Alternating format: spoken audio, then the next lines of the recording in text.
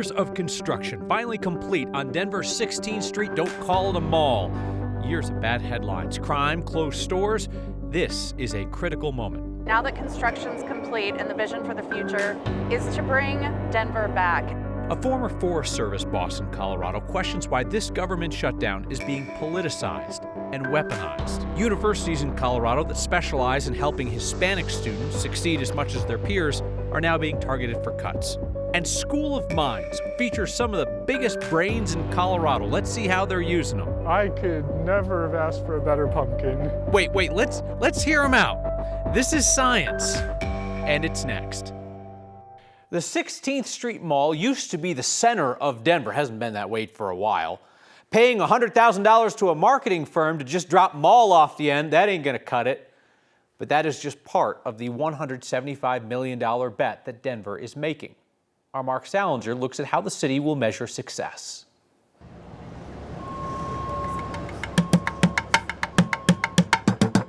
The sounds of something new masked the signs of something old. Change is clear on the street that used to be a mall. 16th Street is at the center of one of the biggest bets Denver's made. 3.5 years of construction, a 10-year vision for the project. This weekend, it'll officially reopen after a years-long $175 million construction project comes to an end. The mall is gone, and Courtney Garrett with the Downtown Denver Partnership hopes the rebrand is more than just a slightly different name. Vision for the future is to bring Denver back, and that means artists, that means musicians, that means local businesses coming into storefronts. One of the measurements of success will be how many people come back to downtown. Back in 2015, the city conducted a survey that found that about 28,000 people walked through some part of the mall every day. By early 2020, before the pandemic, the number was around 20,000. Then COVID hit, and the number of people coming to the area dropped significantly. In 2020, cities across the nation experienced this massive shift. When you have commercial office centers that have typically 100,000, 120,000 people coming downtown every day that are suddenly not there anymore. When the city held a reopening celebration earlier this summer, they say 40,000 people came to 16th Street. What we want to do is make this the place for upper downtown. Earlier this week, the city announced the $37 million purchase of the Denver pavilions nearby, another step in the revitalization process. Bill Mosher has been tasked by the mayor to help bring downtown Denver back to what it once was. I think success would look like a master plan for the two full blocks that create an attraction and new tax base and new activity for downtown. The city is pouring money into 16th Street. Success for us does look like people. Now it's up to the people to breathe new life into it. It looks like people downtown having a wonderful time. So the goal isn't just to get people to come visit 16th Street. It's for people to come live downtown and be there beyond the 9-to-5 workday. We're seeing some of that with office buildings being converted into apartments. So again, just because construction is done on 16th Street Mall, whatever you want to call it, that doesn't mean that the whole grand plan is done yet. That all makes sense. We understand it's a wider effort. Obviously, the mall thing is just kind of a funny sticking point. Are they like literally going around like taking signs down? And that So kind of the video that we shot today, that was today. It said 16th Street Mall on some of them. There's still some signage that they need to take down, including the buses. For anybody who's been down to 16th Oh yeah, the mall Street, ride. you know, the free mall ride, and it says a big giant free mall ride on the side. It is no longer the free mall ride. Would you like to take a guess on what it is? For $100,000, I would like to suggest free ride. You are correct. Check payable to Kyle Clark, 9 News. Do they seriously just take the mall? It's now the free ride. Free ride. No free mall ride. It's just free ride. RTD says it costs $16,000. Oh, no, wait, why? $450 per bus. No, oh, the stupid, it hurts. Why? Okay. I don't have all the answers. Okay, $16,000. You can send me the check for $16K. All right, Mark Salinger, thank you.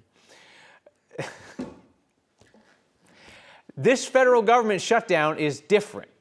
President Trump came right out and said that today. You can already see signs in Colorado.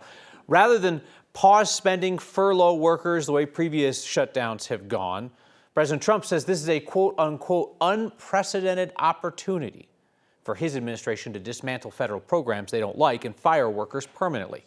Trump was clear he sees this as a chance at political retribution.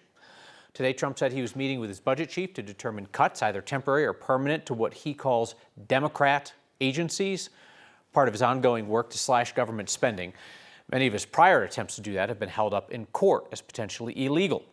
Today, Trump's budget chief announced the cancellation of $8 billion in clean energy funding to blue states, including Colorado. And in an interview with a right-wing news network, Trump said he is targeting the, quote, favorite projects of Democrats. We could cut projects that they wanted, favorite projects, and they'd be permanently cut. So you could say, a lot of people are saying Trump wanted this. A lot of people are saying it because I'm allowed to cut things that should have never been approved in the first place. In a statement today, Democratic Congressman Jason Crow of Aurora said the cuts will mean higher energy bills and lost jobs. In Colorado, Crow said, quote, this blatant intimidation, an act of retribution, is illegal. Additionally, the Trump administration has plastered traditionally nonpartisan government websites with blaring messages blaming Democrats or the radical left for the shutdown. House Democrats say that messaging in and of itself could be a violation of federal law, and there are watchdog groups calling for an investigation. These messages blaming the radical left for the shutdown have popped up on websites for the Department of Housing and Urban Development, for the Forest Service. Democrats on House Oversight and some consumer advocacy groups claim the messages violate the Hatch Act, which prohibits certain political activities by federal employees. Federally funded programs are not supposed to be partisan. We talked with Scott Fitzwilliams, former supervisor for the White River National Forest. He's worked through several government shutdowns in his 35 years with the Forest Service, and he says the current messaging is unfairly dragging federal employees into partisanship. Not only did we never see anything like that, they made it, they being, the folks in Washington and our superiors made it really clear that there'll be none of that kind of stuff. There'll be no discussing of who's to blame by any federal employees. There'll be no public-facing information along that lines. And so to see that was obviously a little disheartening that it's gotten to that point, and putting the poor employees who are still working right in the middle of this. So, is it illegal? Is anything illegal anymore, right? The complaints are unlikely to result in any action because President Trump fired the prior head of the Office of Special Counsel, which would investigate Hatch Act complaints, and that office still does not have permanent leadership. Some colleges are out millions of dollars after the federal government cut a program that supports schools with large numbers of minority students. In Colorado, many of them are designated as Hispanic-serving institutions. Our Jaleesa Irizarry looks at the impact. 3 little letters bring a snapshot of CSU Pueblo into view. The campus in southern Colorado is an HSI, a Hispanic Serving Institution, designated by the U.S. Department of Education. A school with 25% or more students that identify as Hispanic can be one and can get federal grants because of it. Until now. The DOE recently decided to cut many of the Minority Serving Institution grant programs, claiming they discriminate by benefiting schools that meet, quote, racial quotas. So this really does have an impact on our ability to support students. Gail Mackin is the provost of academic affairs for CSU Pueblo. She says over the years, the school has received $15 to $20 million in HSI grants. With this recent cut, they'll be out $3.6 million over the next couple of years. Is that a big hit for your university? Yes, it is. It means that we will have to really focus on our mission and identify what is truly mission critical and move forward with those initiatives. Just 2 hours south of CSU Pueblo, Adams State University is in the same frame. We'll lose hundreds of thousands of dollars off of that one. David Tamberg is the university president. He says they recently used some of their HSI grant money to start a program that provided wraparound services for any student that needed it. Is there a possibility that these programs may be cut, that people may lose their jobs? Yeah. Yeah, it's horrible. A harsh reality some other Colorado schools may face. At least 14 others promote themselves as a minority-serving institution. Not all receive funding because of it, but for those that do, it's hard to picture what's next. I think it's volatile, and we hope and we wait. The Colorado Community College System has at least 7 schools seen as HSIs. They say they're still working to identify all the programs that will be impacted, but so far they say they'll be out more than $5.6 million, Kyle. That money going where? Historically Black colleges and universities, as well as tribal colleges. They're getting the money now. All right, Jaleesa Irizarry, thank you. The shutdown of Loveland's only overnight homeless shelter for adults could be reversed tonight. An emergency meeting just started a few minutes ago. Loveland's mayor wants City Council to reopen the shelter just 2 days after the residents were kicked out. The South Railroad Facility shelter, kind of like a formalized tent setup, had been open since 2023. It was shut down Tuesday. Some people staying there have spent the past few nights in tents set up by advocates outside City Hall. Council members say the shelter was always meant to be a temporary solution, but the site's permit and funding have expired. Mayor Jackie Marsh says that should not be the end of the conversation. She's called this emergency meeting to listen to public comment and discuss options to reopen the site. In my opinion, it's a humanitarian crisis at this point. My hope is that we have a vote that returns the tents. The city manager indicated it would only take about 5 hours to reinstall the tents. Mayor Marsh told us she's concerned about finding a solution since council appears to be split 4-4 on this issue. As for the new tent encampment outside City Hall, Loveland City rules require the shelter to be made available before those encampments can be removed. Autism service providers in Colorado are going to court arguing that they have been unfairly targeted by recent budget cuts. Giant zucchinis, watermelon, tomatoes, basically anything giant, I've grown it. Oh yeah, he's not new to this, he's true to this. After years of perfecting his craft, a Mind student shows off his latest enormous triumph. That's next. Colorado made some cuts to healthcare spending to cover an $800 million state budget shortfall, and now the state's going to have to put some of those savings toward legal fees. New lawsuit claims the state cuts made it harder for families to use Medicaid for autism services. About a third of the state's recent budget cuts came from changes to Medicaid, included about $10 million in cuts applied to behavior analysis.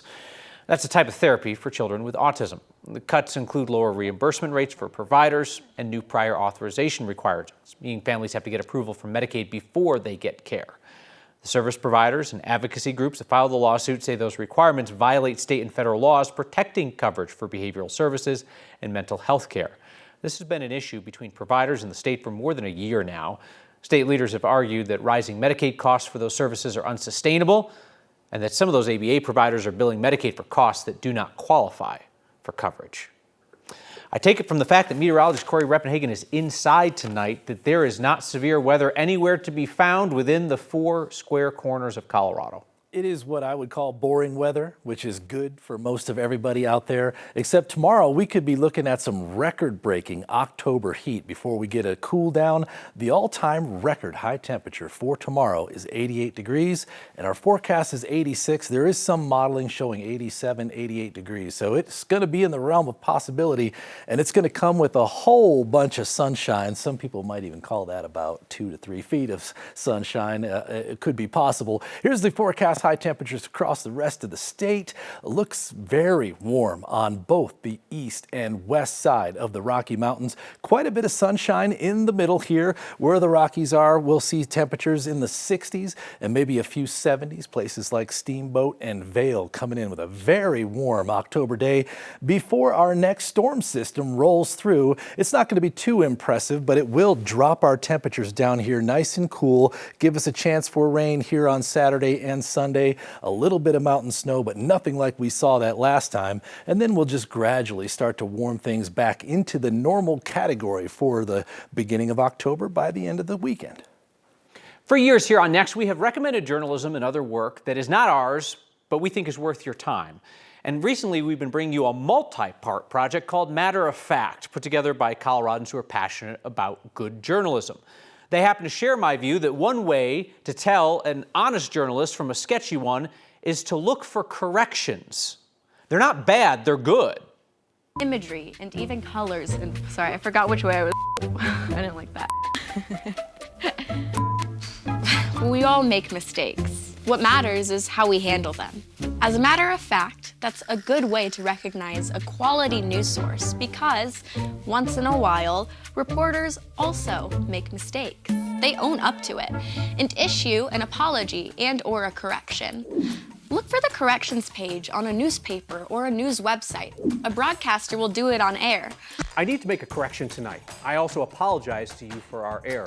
On the other hand, if you can't find a news source's corrections, Or worse yet, they appear to be doubling down on a story where they've been found to stretch the truth, or even gotten something completely wrong. Then you've got to ask yourself, should I really trust these guys? Corrections, a good sign of honest journalism, and that's a matter of fact. We will share more short episodes of A Matter of Fact each Thursday through early November, and then we'll be sharing a documentary that shows Colorado's journalists at work. Hopefully some new faces from around the state that you will meet, and some familiar ones as well. You can learn more about that project on 9news.com/free press.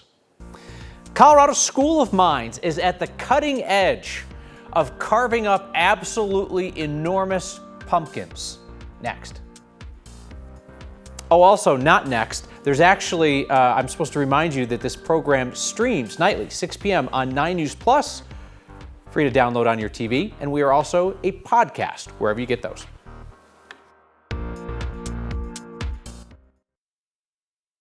Fall is in the air, and as it turns out, prominently on the ground at the Colorado School of Mines. We are curious about the giant pumpkin display at the center of campus. I was looking, and today it decided the leaves would fall, so what a good time to bring the pumpkin. It's kind of the center of campus. Yep, so this pumpkin's name is Eli. I name all my pumpkins, and this one was named Eli this year. This is probably the densest pumpkin I've ever grown, possibly ever grown in Colorado. I was telling everyone, I think that's a 1,300 to 1,400 pound pumpkin. So when it weighed 1,579 pounds, I was just shocked. This isn't a one-off. I've been growing for 13 years. I've grown giant carrots, giant sunflowers, giant zucchinis, watermelon, tomatoes, basically anything giant, I've grown it. Angle it in the whole time, yep. So Eli's been here since Monday, and today we're going to harvest the seeds from it. Oh my. Wow, I could never have asked for a better pumpkin. Honestly, the best way, if I wasn't going to keep displaying it, is to just climb in there. We need all the help we can get. We are Leaf's parents. We're his support crew. Yeah, we are the pumpkin crew, and everything that he needs, we do. We are incredibly proud. Very proud, super proud. I do this because it brings smiles to people. That's why I originally did it. When I first went to a contest, I saw one and I'm like, that's so cool. And it just made me smile. And so I thought, why can't I bring that joy to other people as well? Just pumpkin enthusiasts, that's all. That big old pumpkin is going to sire a bunch more of them. Leaf says the seeds he harvested today will be saved and used to grow a whole bunch of giant gourds next year. We have your feedback next. Meet Svi from our digital team. Thank you. That's next.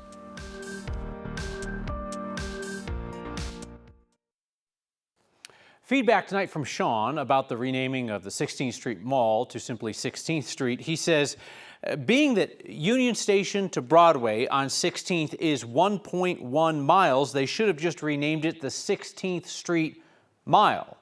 He was even thinking maybe that'd be easier to change the signs because it's just 2 letters. I like the way you think on this, Sean. There's a local media outlet, I want to say it was Denverite, who asked a bunch of us around town what we thought they should rename it, and my suggestion was the Mile High, because again, it is a mile long. I don't know. Clearly, Sean, you and I are not $100,000 idea men, if you know what I'm saying. See you next time.